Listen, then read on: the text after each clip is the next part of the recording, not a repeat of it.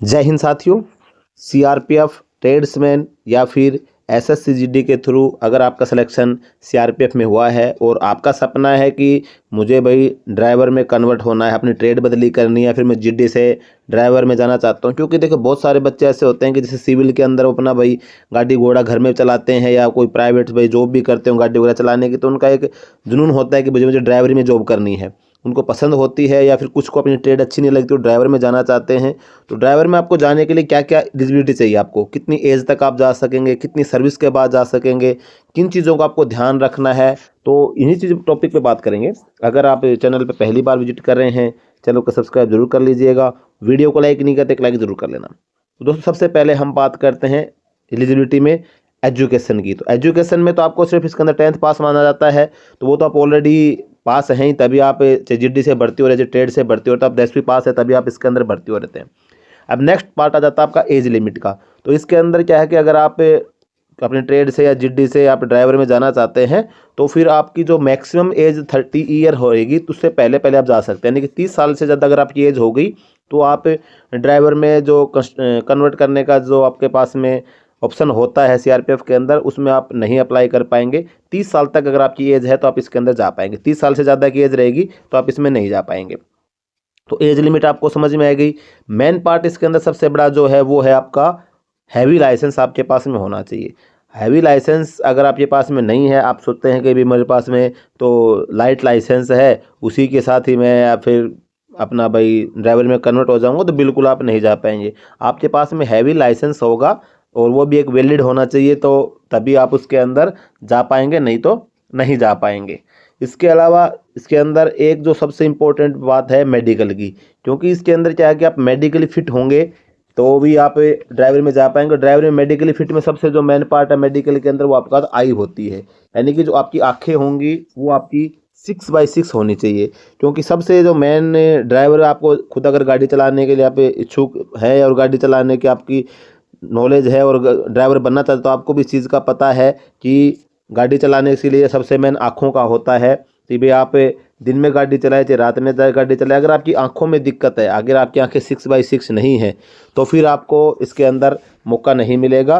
तो अगर आपको लगता है कि भाई मेरी आंखें कमज़ोर हैं और इसके अंदर मैं 6/6 नहीं है तो दिक्कत हो सकती है। बाकी आंखें 6/6 आपकी चेक होंगी, उसके बाद ही फिर आपको आगे के कार्य में सिलेक्ट किया जाएगा।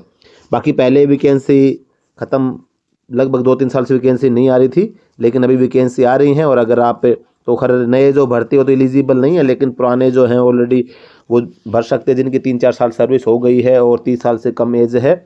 बाकी इसके अंदर सबसे मेन है कि आपका नियर विजन हो चाहे डिस्टेंस विजन हो, दोनों आपका 6/6 होना चाहिए। कलर ब्लाइंड वगैरह तो आजकल भर्ती होता ही नहीं है। बाकी विजन आपका 6/6 होना चाहिए, 30 साल से कम की एज आपकी होनी चाहिए।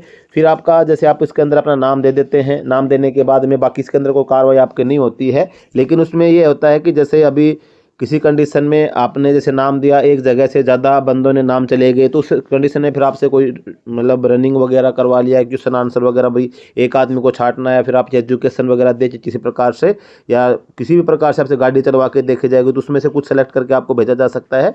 बाकी इस प्रोसेस में ये होता है कि भाई आपका नाम गया और अगर इन सभी चीज़ों में आप एलिजिबल जो हैं, जो चीज़ें बताइए सभी चीज़ों को आप पूरा कर पा रहे हैं, भाई आपकी एज के हिसाब से भी, आपकी सर्विस के हिसाब से भी, आपके मेडिकल के हिसाब से भी, तो फिर आपका नाम चला था। फिर आपका एक ट्रेनिंग करवाई जाती है ड्राइवरी की, वो लगभग 6 महीने के आसपास की ट्रेनिंग होती है। और फिर जैसे आप ट्रेनिंग कंप्लीट कर देंगे, ट्रेनिंग कंप्लीट करने के बाद में फिर आपको ड्राइवर में चेंज कर दिया जाता है। तो एक प्रकार से देखा जाए तो मैन क्या कि एलिजिबिलिटी जो है इसी को आपको फॉलो करना है। जब भी वैकेंसी आती है तो आपको अपना नाम देना कि भाई मैं इसके लिए इच्छुक, एक एप्लीकेशन आपको देनी पड़ेगी डिपार्टमेंट को, और आपको ये बताना कि भाई मैं इसमें इच्छुक हूँ और मैं जाना चाहता हूँ ड्राइवर में।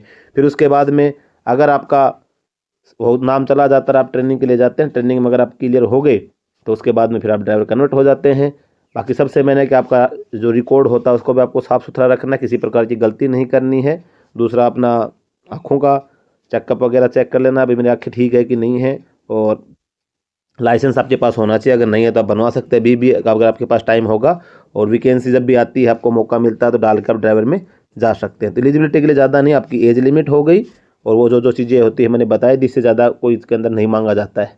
बाकी ये है कि भाई ज़्यादा अगर लोग अप्लाई कर देते हैं एक साथ में तो फिर उसके बाद में आपको ये होता है कि इस पर किसी प्रकार का फिर आपसे भाई एक एलिजिबिलिटी टेस्ट ले लिया जाता है कि इनमें से किसी को कुछ छांटना है। उस हिसाब से फिर आपको चाहिए आपका रनिंग वगैरह करवा लिया जाए या किसी भी प्रकार का, तो उस हिसाब से फिर आपको देखा जाता है और एक आदमी को सिलेक्ट करके उसमें भेजा जाता है। तो आज के वीडियो में बस यही जानकारी अच्छी लगी तो वीडियो को लाइक कर देना, चैनल पे पहली बार सब्सक्राइब जरूर कर देना। जय हिंद।